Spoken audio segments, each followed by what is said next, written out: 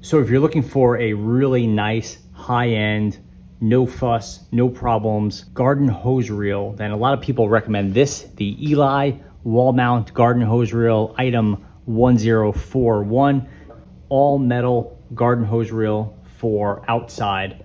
I think if you looked around, you've probably seen that most of these things are plastic. They're not very well made and tend to break down after 5 years or so. This one, the Eley, they're very high end, very well made. I've never had one before, so I bought one. Cost me about $210. And I just want to kind of run through the parts, take a look at it, install it, and then see how it is. So here are the parts for the Eley hose reel. You can see it's all metal, quite heavy duty. And you have your wall bracket here. Here's the bracket for spinning. It's a nice piece of aluminum here. Here's that painted metal. Probably steel if they painted this one. They didn't need to paint the aluminum here, but very well done. These are the reels themselves. Comes in 2 different parts, heavy duty, always shipped with plastic pieces, recyclable plastic, which is nice, in between them, so nothing came scratched or dented or anything like that. My shipping process was very well done. Here's what your hose from your wall is going to connect to. It's a nice bit of copper there, heavy duty brass fixtures. It's aluminum ring. It's going to secure that very nicely. Hardware clamp down over this piece.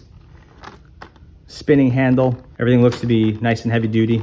Like I said, it's my first time with one of these Eleys. I know they've come recommended to me many times. I finally plunked down the cash to buy it. Here are your lags for mounting into your home or a fence or something if you wanted to, but it's probably gonna be your home. Got some nice, what is that, 3-inch lag with some mounting hardware there. That is all the parts except for the instruction manual. And this is step-by-step instructions. Okay, so it's time to put the hose reel together. Step 1 is going to be joining these 2 dish pieces. This is what the hose is going to wrap around. These things look very similar, but they have a couple of differences.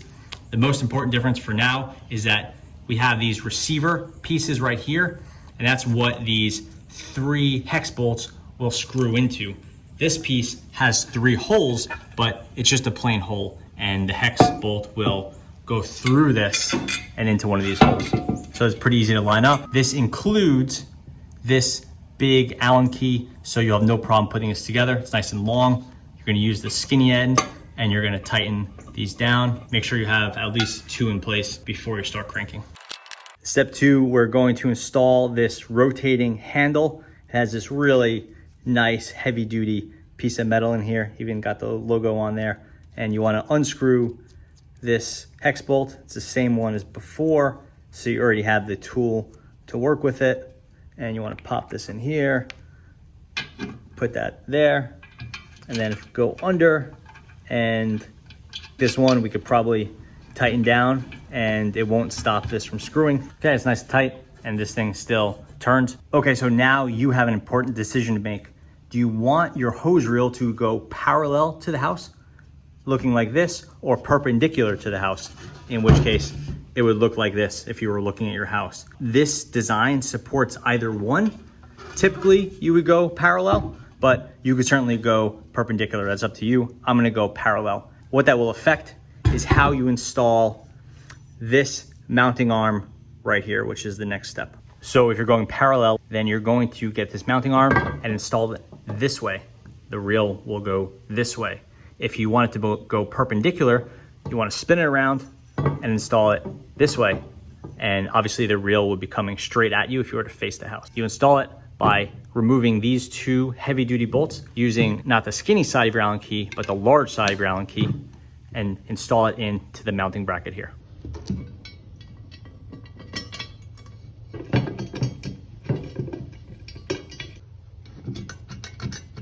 Make sure you include the washer here.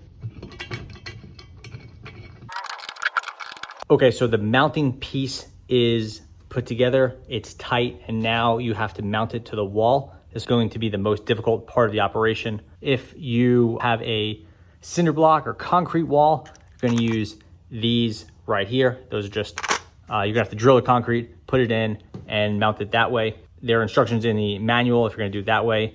I have studs. You will need some sort of wrench that's not included here.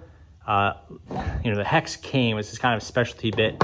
You're gonna need a 7/16 inch wrench. I'm gonna use this, so I'll use an impact driver. a conventional wrench will be fine. If your house has previously installed hanger, you could try to use those holes as well. Okay, so it's mounting time, and this part is gonna get a little challenging, especially if you're by yourself. But this is where the previous hose reel was right here. You can see the holes, put a little wood glue in them just to make sure they're fully sealed. So the hose bib has to be within 5 feet of circumference, right, of the end point here at the hose reel. Not a problem with the way this was mounted previously. Here I have just a spacer. It's just a piece of cedar. This is higher than this, have a spacer.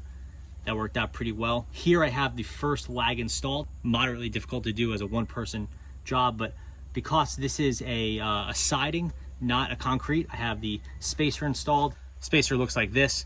You wanna use just this as a standoff to keep this off of the wall. This is obviously gonna go this way, and you have to just put your 4 holes in here.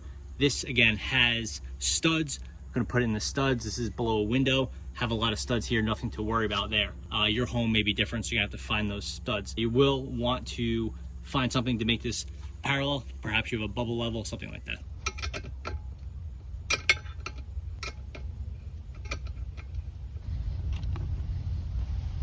So I'm putting these lags in just with this 7/16" wrench. You could just shoot them in with a impact driver if you want. In fact, I was gonna do it, then my impact driver battery died, and I started thinking that, you know, just because I'm putting a hole in the house, I'm gonna go by hand. I don't wanna over tighten this. I don't wanna mess up the siding. I'm not super worried, but I'm just gonna take it nice and slow because again, I am putting a hole in the house, which is not something I do every day. Okay, so this is fully mounted. You can see the standoffs here so that there's a gap in between the cedar siding and the anchor here. Had this plate here, again, just to give it a little bit of space. Everything seems secure. I hand tightened it. I didn't power it down with the impact driver, so I'll probably go back in a day or so and just see how it is. The next step is to get your inlet hose, that's this right here, and to get the male end, and you're gonna insert it. Now you'll get the hose reel itself, or the flange as they call it.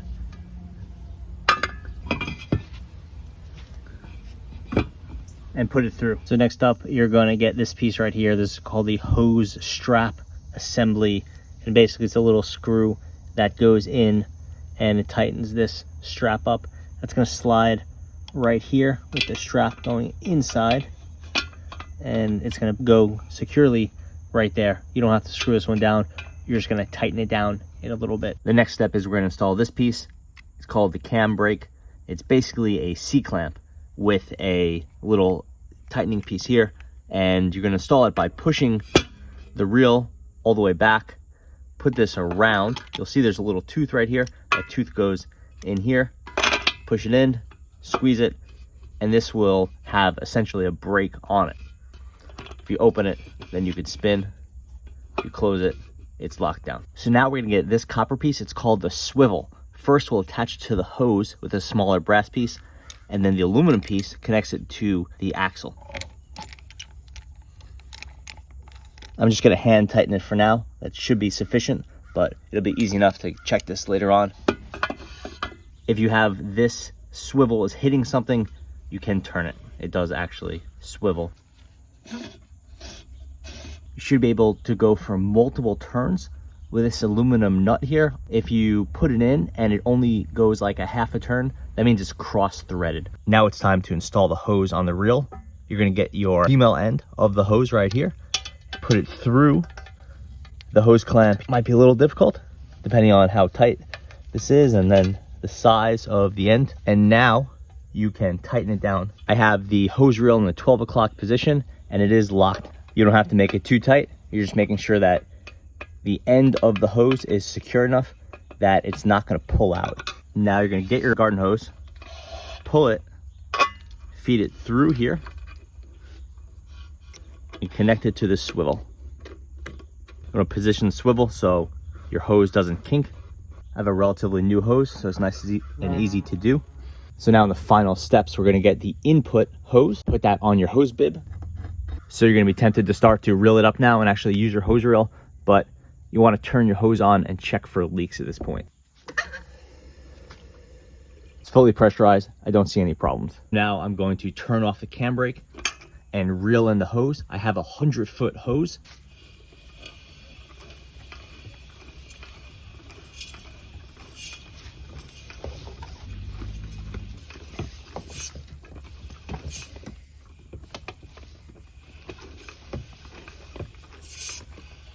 So all 100 feet is on there. I'm going to turn the cam brake. It's locked now. My hose is secure and nothing's on the ground, so it's looking pretty good. And here's the final result. I could have done a better job reeling this and made it a little cleaner, but it's secure, so I'm pretty happy with that. And now the Eley hose reel is fully installed. Looks great, works pretty well, and I'm looking forward to get many years of service out of this. Thanks for watching, and I hope this helped.